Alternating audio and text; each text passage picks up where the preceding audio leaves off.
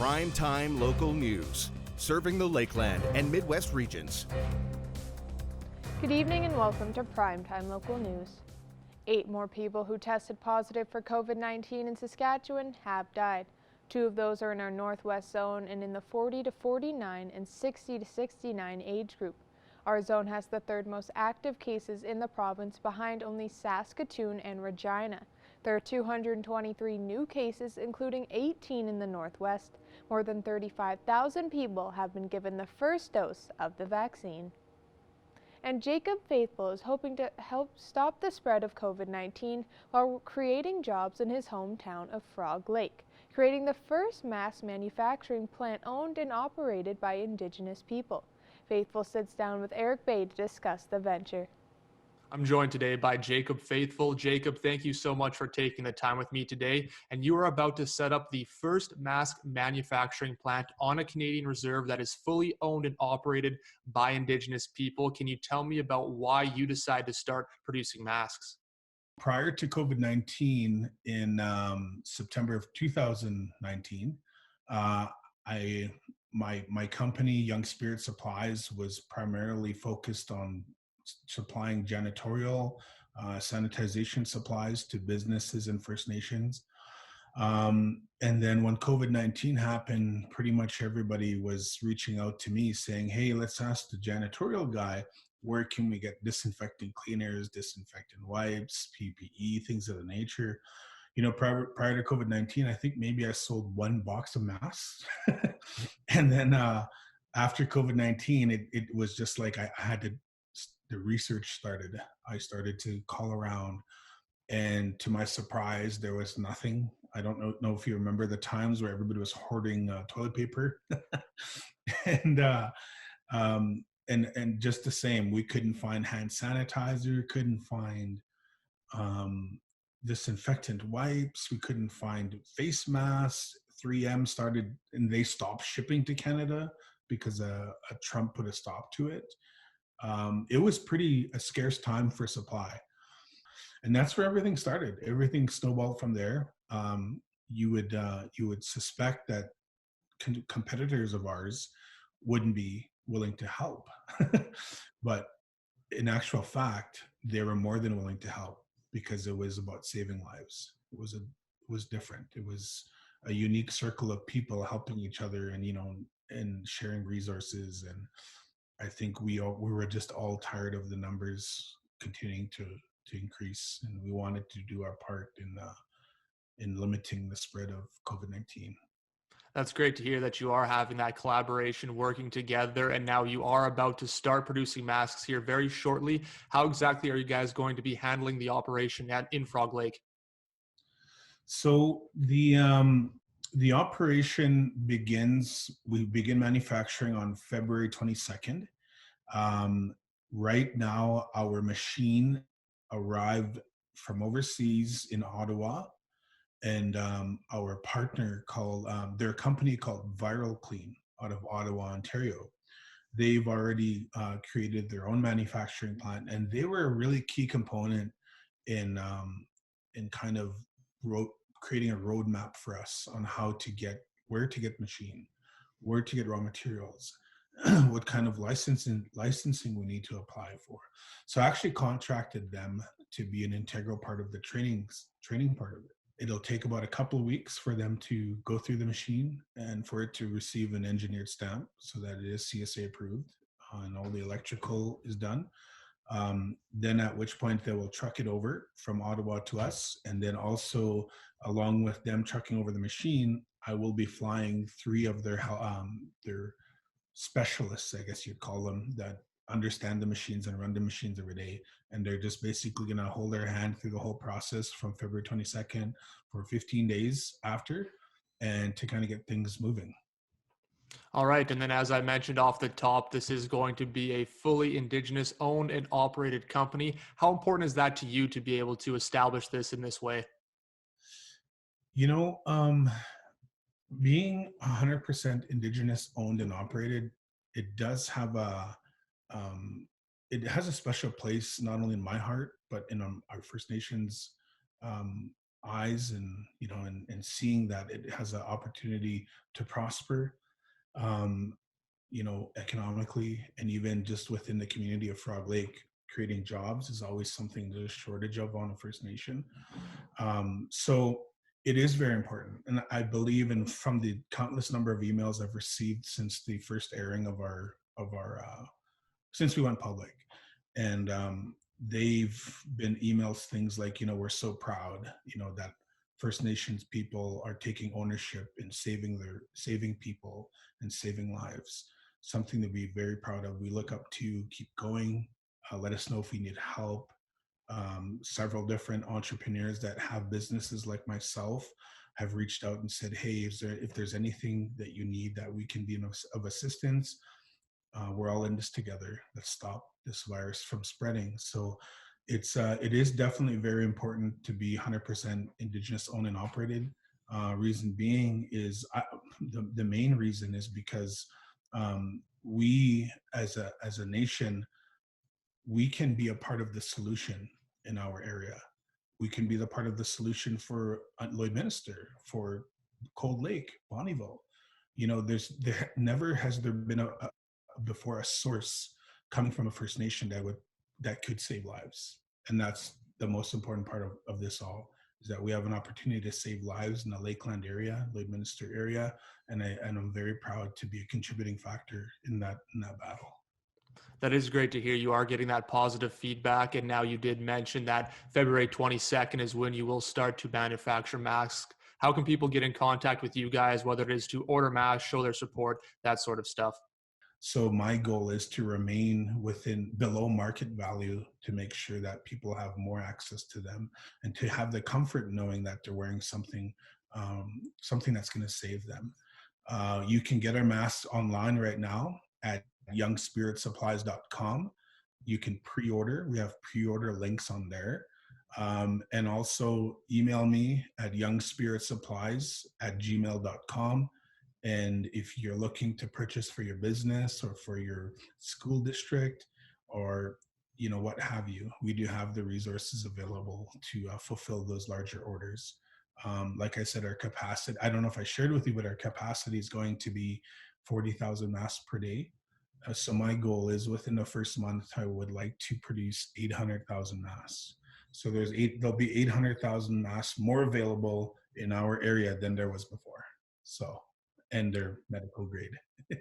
That's great to hear. Again, appreciate your time here, and best of luck when you guys do open February 22nd. Right on. Thank you, Eric, and stay safe. For the 11th year, the Lloydminster District Co-op launched their Kindness Wins campaign.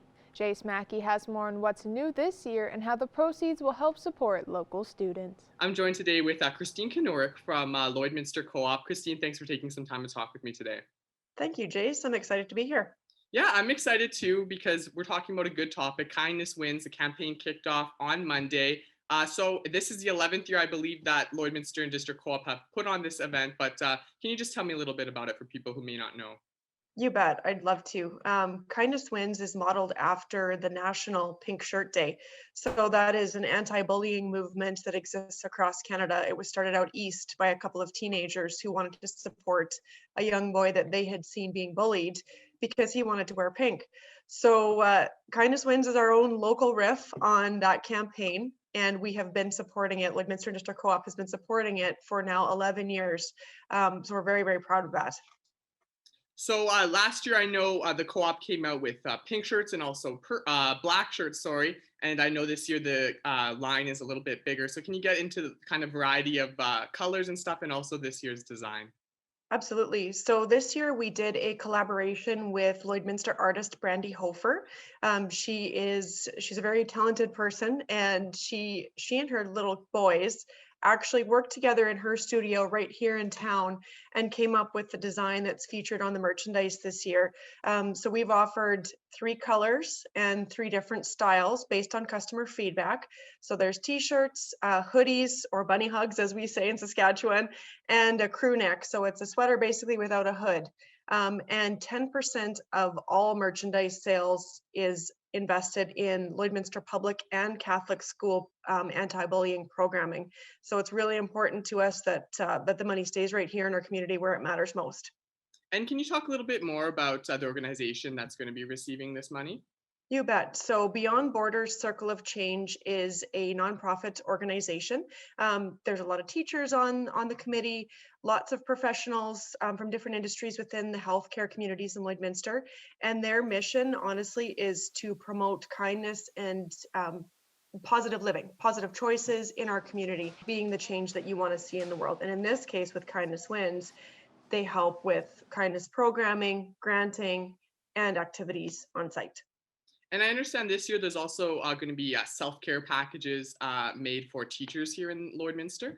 You bet. So one of the things Beyond Borders Circle of Change is going to do with the proceeds of Kindness Wins merchandise is create self-care packages for all the teachers, all the staff actually across Lloydminster Public and Catholic School Division schools. So when they told us that was their idea, we said yes. Of all the people who deserve that support and that love and that kindness, of course, it's our teaching staff. They've been through so much, just like we all have, but we wanted to show an extra little sense of appreciation for all of them. And obviously, Pink Shirt Day is the end of February, February 24th, anti-bullying day, but Lloydminster Co-op, I know, kind of took Pink Shirt Day and kind of wrapped the theme of kindness around it on top of anti-bullying. So can you just talk a little bit more about the importance of, showing kindness to people in our community? You bet. So our CEO says this year in particular, you can't put a restriction on kindness. There's a lot of regulations around. There's a lot of rules. We have to follow so many regulations and restrictions. However, you can't dim kindness. So in 2017, we chose to change the conversation a little bit. And instead of focusing on anti-bullying and things of that nature, focusing on things you shouldn't do, we said, what should you do instead? And the answer to that was simple. It was kindness. Show kindness, show love, show respect and inclusion for others, and you'll see bullying disappear. It's pretty simple. So that was the genesis of that. And for people who are interested in picking up a pink shirt or a shirt for this year's campaign, where are they able to do so?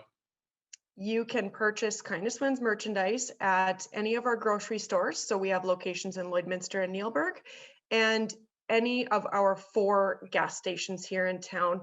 The t-shirts are $10 each, and the hoodies and crew necks are $20. And again, 10% of the merchandise sales goes toward Beyond Borders Circle of Change. And I will say, we launched yesterday on Monday, February 1st, and the merchandise has been flying. So please don't wait. If you do want to support Kindness Wins, go down, purchase your gear now. It won't last, and it won't be restocked. Amazing. Well, that's good to hear. I'm excited to see different shirts popping up around Lloydminster. I know February is a month where the city really wraps around this Kindness Wins campaign. So thanks again, Christine, for taking some time to talk with me today. Thanks, Jace. I appreciate it. Now our Connor channel will take a first look at your weather forecast.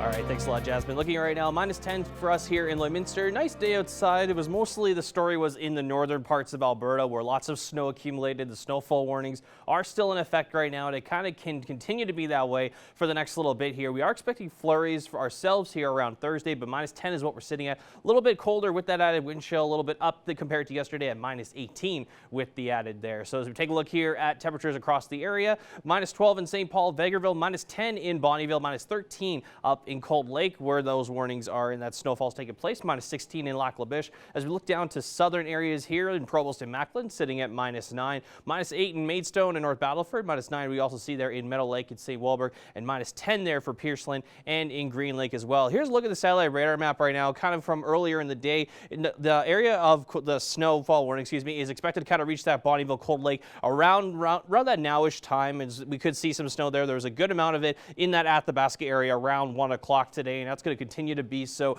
for the next little bit here overnight tonight and carrying over into parts into tomorrow across northern Alberta, heading into, of course, northern Saskatchewan. But looking overnight, North Battleford, -17 overnight with some cloud coverage, going into -16 tomorrow, as we are going to start seeing that cold snap coming back with the added wind chill. So we're going to expect much more colder temperatures for the next little bit here. -21 overnight tonight with the snow continuing on. Around 10 to 20 centimeters is expected to be accumulated over that time. -15 tomorrow throughout the day. Looking for us here, minus 20 overnight. It's going to be a little bit colder tonight, going into minus 17 tomorrow for the daytime high. And it could feel like minus 30 with that added wind chill. As we look ahead to Thursday, we are expecting some snow ourselves, maybe up to 5 centimeters. The wind chill feels like minus 37 with that. And then Friday, that is not an imaginary number. That is what we could see with the wind chill, minus 43 expected on Friday. So it is going to get very cold heading into the weekend. That is a first look at your weather forecast. We'll be right back after this.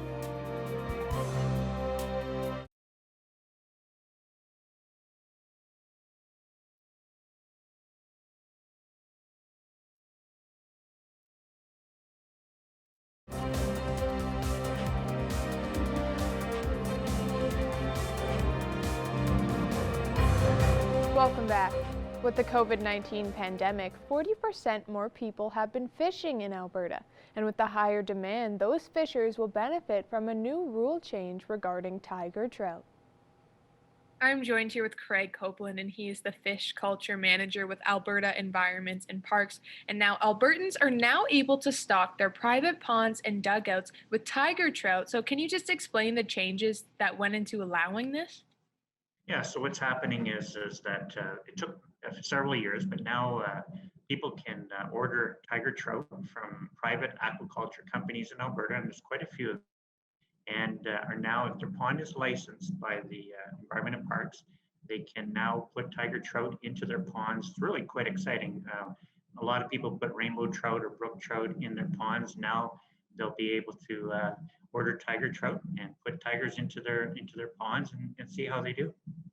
And was there, as you said, it took a few years, so was there a lot of people asking for this rule to be changed? Yeah, there's been quite a lot of people asking about tiger trout. It sort of originated back in Manitoba. A lot of people in Alberta have gone to southern Manitoba to fish for tiger trout in Saskatchewan.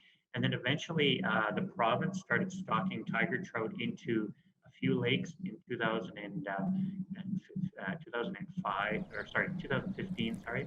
And then eventually we've been up to 30 lakes now in the province that are getting stocked with tigers. There's a big buzz. And now the private aquaculture industry is now going to be allowed to raise tiger trout inside their hatcheries and then offer those fish for the people to buy them and put them in their dugouts. Pretty exciting, actually. Now, what will be some benefits that will come from this for fishers and people with their own private ponds? Well, tiger trout are a cross between a brown trout female and a male brook trout. And so at the hatchery, at one of our hatcheries, we mix the two together, make a baby tiger trout. And it's quite a unique fish. It has a really neat color pattern. It's very pretty. And why the fishermen like the tiger trout is they can get very large. It takes a while, it takes time, but the way they hit the hook. So if you're fishing, if you're a fly fisherman and your fly is at the surface, the tiger trout, what they do is they come from the bottom and they hit the fly and they go right down. And so if you're a fisher person, your rod, all of a sudden you've got an immediate hit and your rod's going down, and it's quite exciting. A lot of people enjoy catching tiger trout, and the lakes that we've been stocking since about 6 years now, the fish are getting really big, and so people are getting them, at Lower Chain Lake. They're getting very big. You see them on YouTube videos. People are making videos. It's pretty neat. We can't raise a lot of tiger trout in Alberta at the hatchery, but the private sector will be able to sell to the customers, and probably what they're going to be telling them is for every 10 rainbow trout that you would buy, maybe you could buy maybe a couple of tiger trout. So you wouldn't want to put a lot of tigers in your pond, just a few. For those looking to purchase these, what does the process look like? You can just do a Google search and look for private aquaculture hatcheries in Alberta. There's quite a few of them scattered around the province, and those individuals will be working with us, and they'll either purchase an eyed tiger trout egg from us or a small fingerling. They'll grow them inside their facilities and then decide as a business person when they want to sell that fish to the private individual to put in their pond. One thing everybody's got to remember when they want to purchase a tiger trout, you want to make sure that your pond will always overwinter fish. So some ponds in Alberta will not overwinter fish. They run out of oxygen and the fish die. but some people are blessed with some really deep ponds that may have a spring on them. And so tiger trout could live continuously in this pond. We have a fish that in their hatchery that we spawned in 2012, and it's still with us, and it's over 20 pounds. So it's getting to be about 8 or 9 years old, and it's very long. They get very long and very deep with beautiful striping on them. Well, thank you so much for joining me today, Craig. Thank you for having me. Now, here are your stock market prices for today.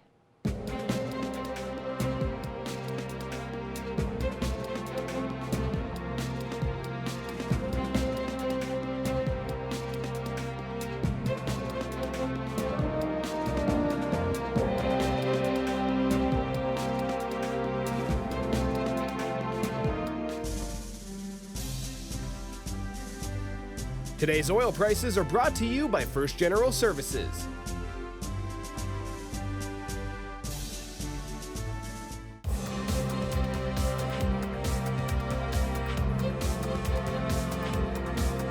The Vancouver Canucks have been one of the most up and down team in the NHL thus far. The team has a 6-6 record, placing them third in the North Division and in a playoff spot. But their 43 goals against are the second most in the NHL and could be the team's biggest flaw. Evan Kenny has more.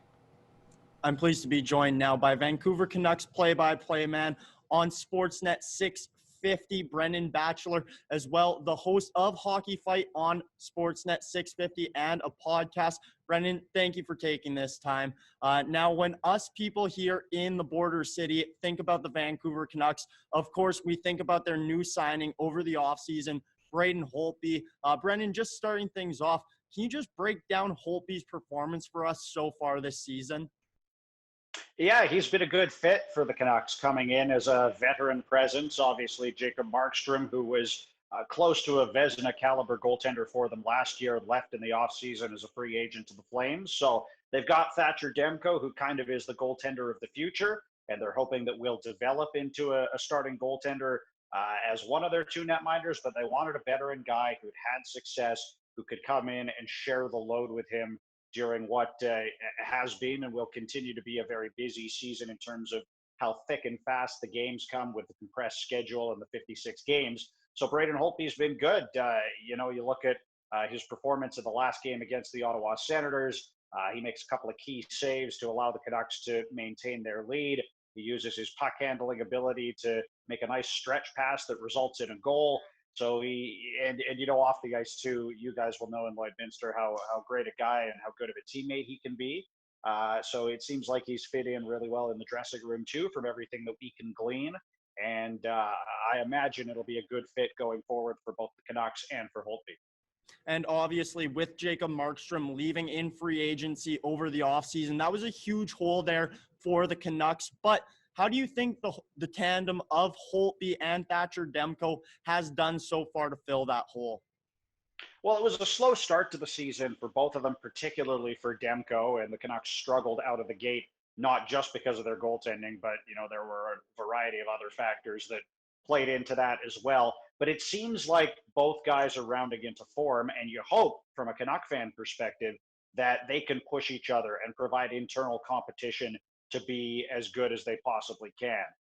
You look at Holtby, comes in the last game of the 3-game set against Ottawa and provides solid net minding for them to help them see the 3-game sweep across the finish line. Then you look at the 2 games that Demko played where he had a .975 save percentage in 2 games. They go through the week against the Senators, only giving up 3 goals, which, the Ottawa Senators certainly are not the class of the North Division, to say the least. But it was an important week for Vancouver to get back to feeling positive about their game, and that applies to the goaltenders as well. Now, Brendan, so far this season, Holtby has a 3.17 goals against average and just above a 90 save percentage. Now, as the team starts to gel, it's still early in the season as things move along. Do you think those numbers will be back to more of a Braden Holtby type Vezina caliber numbers that we saw from a handful of years ago? Yeah, it'll be interesting.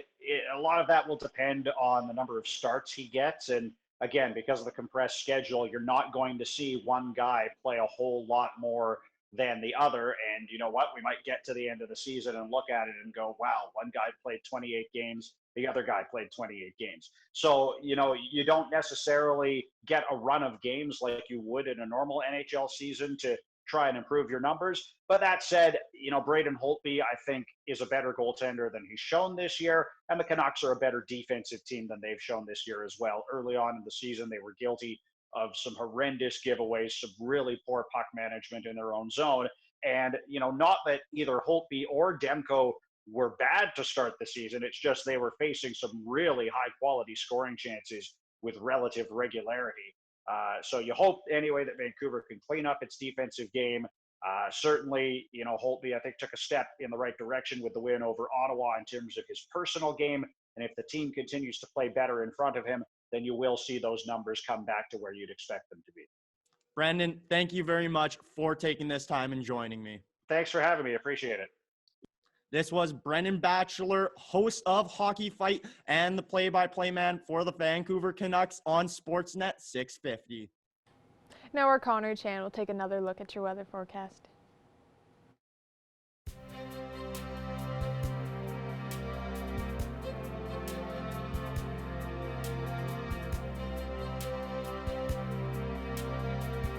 All right, thanks a lot, Jasmine. Looking at temperatures right now, still sitting around that -10 mark right now. We're starting to see a little bit colder days today in some of these areas out west, but it's going to be starting tomorrow. We're going to start to see the cold snap coming back here. -13 in Edmonton right now, as well as -15 in Edson. -10 for Rocky Mountain House and Red Deer. -17 there in Whitecourt. We see -13 in Cold Lake, which are still under that snowfall warning. We could see where it's up to 20 centimeters in those northern Alberta areas. -8 in North Battleford, -9 in Saskatoon. A little bit warmer in Prince Albert and Melfort at -5 and -10 there in Meadow Lake. Taking a look at northern Alberta and Saskatchewan, -15 in La Loche, Buffalo Narrows, Uranium City, and Stony Rapids. All could be subject to some snowfall later this evening and into tomorrow. -7 for L'Orange right now, -10 in Wollaston Lake, and then -8 there in South End, -6 there in Flin Flon on the border of Manitoba and Saskatchewan. A little bit colder out in Grand Prairie at -21, and same with High Level at that -21. Peace River and Fort McMurray at -20, and then Slave Lake sitting at -17 right now. And as we look ahead into southern Alberta, 8 degrees still for Lethbridge, still fairly warm for the most part. Calgary, of course, did see some snow earlier today as that system did move forward into the Calgary area as well. -1 in Banff and -10 for Coronation, as well as in Kindersley right now as we look ahead to southern Saskatchewan.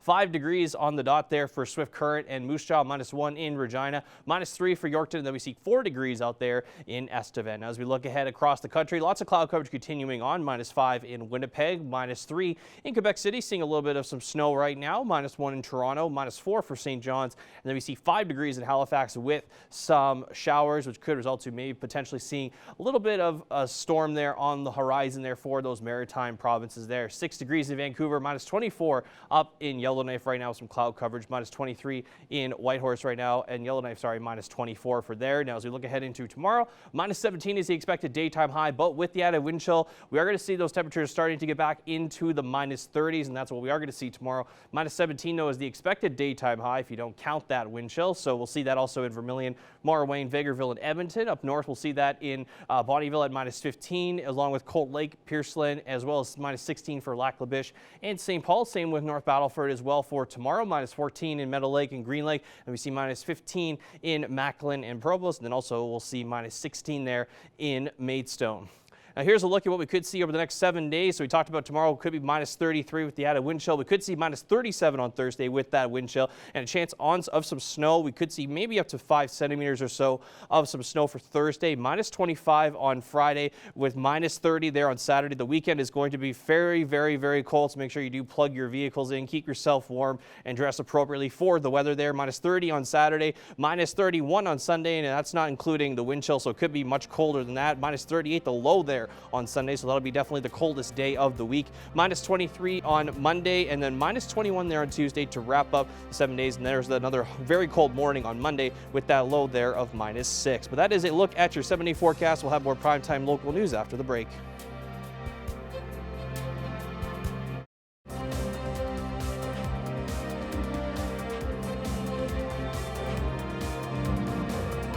Welcome back. The City of Lloydminster is finding ways to help keep families active through this winter season and through the pandemic with options like camps and renting out snowshoes. We go to Shelby Clark for more details. Joining us for Primetime Local News is Cindy Rekimowicz with the City of Lloydminster. How are you today? I'm great. How are you? I'm very good. So I'm seeing online that a holiday camp is coming up from February 16th to the 19th. What activities are involved for kids in this?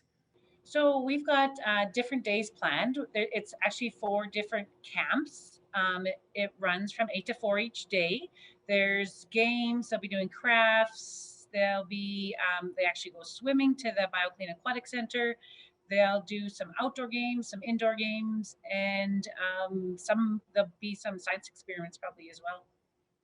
And what protocols will be put in place to avoid COVID for this camp? So we are following all Saskatchewan health guidelines for all our programs. The kids will be socially distancing. They'll need to wear a mask, and yeah, they'll just stay apart, basically similar to what's happening at school. So. And why do you believe that these camps will be important for families to have here in the community? It's just great during these uncertain times for kids to have some type of normalcy, I'm going to say. And these programs allow kids to learn new skills, meet new friends, and just get out in the community and see what like Bud Miller has to offer. There's lots of things there that some families don't see unless they're in our program. So. And have there been many families in the community that have been signing up and supporting this so far? Absolutely. Our programs have been anywhere from 75 to 100% full. We have other programs throughout the week, but this program is about 75% full right now for each day. So there is still room in the holiday winter camp. And for people that might not know, how are they able to sign up for these? You can register by calling the BioClean Aquatic Center or the Service Sports Center, and VSA can help you register, or you can go online. We have a new software program, lloydminster.ca/register, and you can create an account and register for any of our programs online. And I also wanted to bring up how snowshoes will be available this Friday to use at Bud Miller Park. Yeah, we received a grant from Saskatchewan Lotteries and Saskatchewan Parks and Recreation, and we acquired 24 new sets of snowshoes. So those are going to be available for families to sign out. You can go to the same website. You get to sign them out for a 10-day period. There's a $50 refundable damage deposit that's required per booking.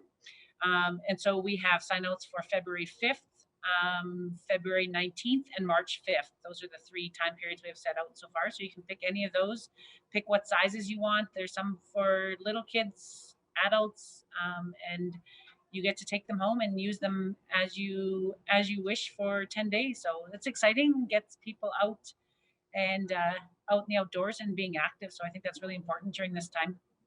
That's really great to hear. And is there anything else you want to add? Go on our website, check out our current programs. We will be having our spring programs will launch February 23rd for registration. So a lot of them are showing up online right now, and they'll be available to register February 23rd. Perfect. So thank you so much for joining me today, Cindy. Thank you. Have a good day. It's Groundhog's Day, and depending on what groundhog you rely on, you're in for an early spring. I don't see a shadow. Do you, Julie? No shadow. No shadow. I believe that means Nova Scotia's most trusted groundhog, Sam, was the first in North America to make his predictions. It took a few minutes to coax him out of his pint-sized barn, but once he emerged, he did not see his shadow. According to folklore, that means spring-like weather will soon arrive. Now we will be taking a look at your pet pad pictures. Thank you to everyone who has submitted your pictures to our Facebook page, and we will be giving away a pet pad gift card on Friday.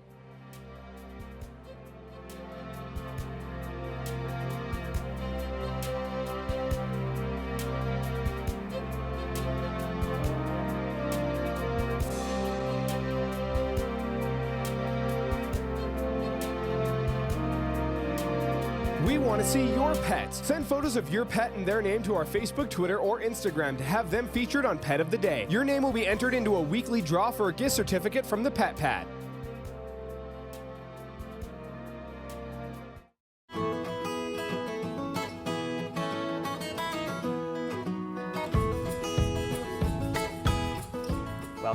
everybody. I'm joined once again with Becca from the Lloydminster and District Community, SPCA. How are you doing today, Becca? I'm doing really good. How are you? I'm doing great, thanks. And who do we have here? Who's this little kitty? So this pretty gal here is Mizo. So she is our current tripod of the SPCA. So she came in, I want to say a couple months ago for sure. And she was quite skinny, quite underweight. A nice lady found her on her farm and took her in for a few nights and then brought her into the SPCA to get checked over. So we eventually just figured out that she had a really infected joint in her hind leg. And she looks looking right at the camera. And, and then so we just got her to get some weight on, see if she would start moving it when she went out into foster a little bit. And then we just found out it just really was causing her more discomfort and pain. So we got her her leg amputated. Mm-hmm. Well, she doesn't seem too phased by it. She still seems to be a happy, healthy kitty. Is she pretty mobile still? Does she get along well without it, or? Yeah, I think if anything, she wasn't really using it before. So you can kind of see right here, that's where it was removed. Mm-hmm. And, so I think it was kind of just in the way for her before. So I think if anything, we just kind of got rid of the dead weight for her, and she's moving around quite nicely. She's about 9 years old. So we do recommend that anybody that does take her home, maybe if you have like little stairs that will go up your bed and things like that, just to make her life a little bit easier. Yeah, for sure. I mean, I have steps at home for my bed for my dog. They're great to have for animals, to help them. It's even if you just have a senior pet, it's a lot to jump up and down on those little kneecaps, right? So it's nice to be able to extend the comfort and the life of your animal when you can do that. And so how is she with people, Becca? Like, she's been giving you snuggles the whole time we've been talking, so she obviously seems like a very friendly cat. Yeah, she's really, really good with people. I think she might have a little bit of a lower patience tolerance for young kids. But, anybody else, I think she's really good. She seems to like calm dogs, but she is a no-go with other cats. She does not enjoy the company of other feline friends. I mean, that's fair. Some people just like having their space. So very, very obviously she's kind of a solo cat. But since she's so nice with people, if you don't have any other animals in the house, I'm sure she would be a great fit for anybody out there. And so how are you guys doing numbers-wise? I know you guys always have lots of cats, but how are things overall? Do you guys have some more dogs in? I know last week you had a few new additions. So how are things looking at the shelter right now? Yeah, so we did load up a little bit on our dogs. We had a couple younger pups come in, so we're just kind of there in quarantine and being watched right now. And then, so we're kind of keeping an eye on them. And then, I think that's pretty much it, just for like maybe one other adult dog. So we're not doing too bad. If you come here, there's nothing really on the floor except for one dog. So this is our back ice, so it's pretty full. But and then cats, we're pretty full on our cats again. So Becca, since we have a special kind of case this week with an animal who had an injury, I just thought it would be maybe a good topic to discuss is how you guys do have to cover the medical costs for some of these animals occasionally. So obviously you guys sometimes will reach out, if you have a specific case of an animal who needs help covering medical bills, but these things come up fairly regularly, do they not? Little things like this? Yeah. Like with Mizo here, it was kind of the beginning of winter, but kind of when it was really, really cold out there, so she was lucky in the sense that she didn't have to lose any ears or anything. But, we do find at least a few times a year, we get some of these more serious ones where we do have to, get a leg amputation or things like that. So, I mean, like we were kind of saying before, sometimes it depends on the severity, if it's an old injury and it's kind of healed, we have a little bit of that time to, fundraise and things like that. And other times it's a more serious and it needs to happen right away. So, we do have our sick and injured animal fund. So you can donate directly towards that at any time, and that's the money that we use for these certain situations. Beautiful. So if anybody out there, wants to do a good deed and wants to help cover the medical costs with some of these things, it's a really easy way to, be able to know that you really did help with an animal's life, in the most important way possible. So if anybody out there wants to make a donation so that the next time we have a cat like Mizo who, needs that emergency medical care, then we can make sure that they get them. One very last thing, Becca. I was told recently that it's your guys' 55th anniversary coming up here right away. Is that correct? Yeah, that's correct. It's 55 years this year we've been here. Beautiful. Well, do you guys have anything on the event? I know that we're a little bit ways away right now, but are you guys planning something at all? I'm not too sure. I think it kind of snuck up on all of us. So I think, we're going to try and figure something out and make it kind of an exciting year for us. Beautiful. Well, that's something to look forward to. Everybody out there, mark it on your calendars. This is the year, the 55th anniversary of the Lloydminster and District SPCA. Well, we've gone a little heavy this week, Becca, but that's all right. But we will have to end her there. So thank you so much for joining us and for introducing everybody to Mizo. Oh, yes, absolutely. Thanks for having us. Thank you. Manage your waste and recyclables with Quick Pick Waste Disposal. 100% locally owned and proud to serve and support the communities we call home. Quick Pick, the convenient solution to avoid pollution.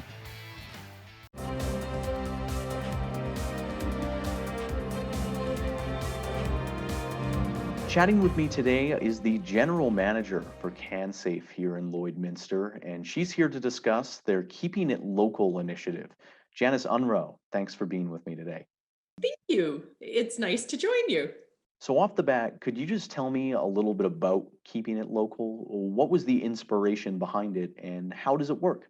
What it is it's our way of paying it forward to the community. It's our way of saying thank you for supporting us through everything and let us help support you.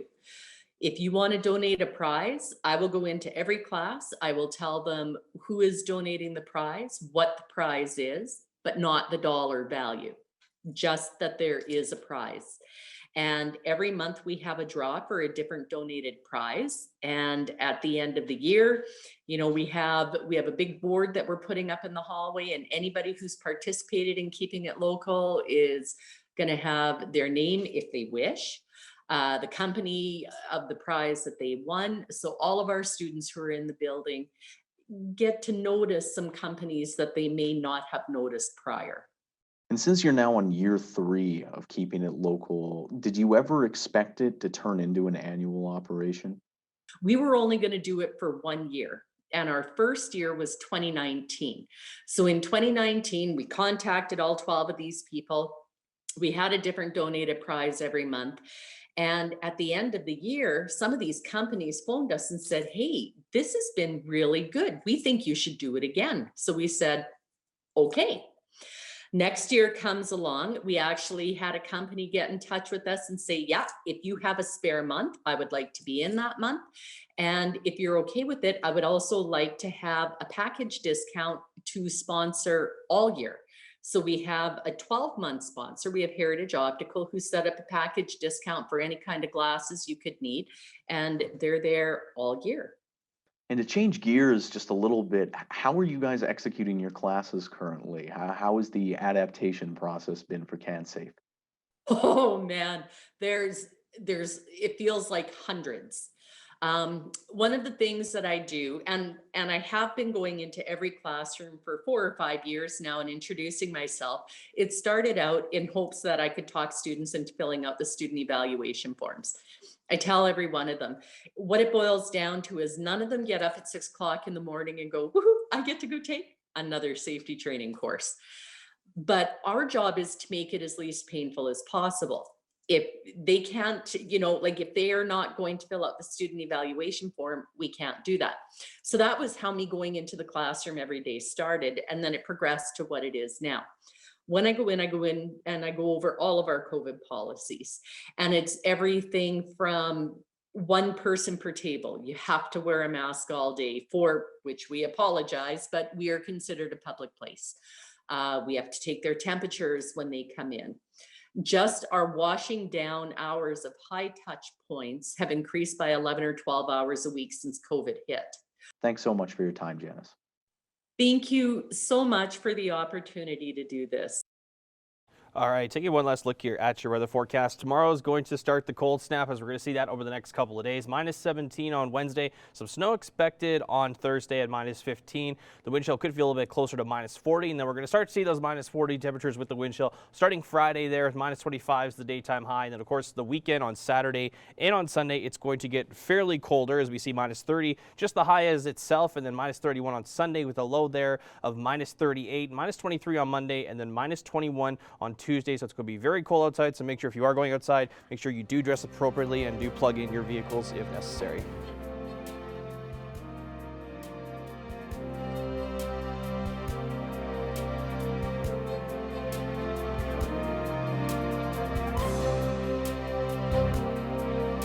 Thank you for joining us on Primetime Local News. Have a great night.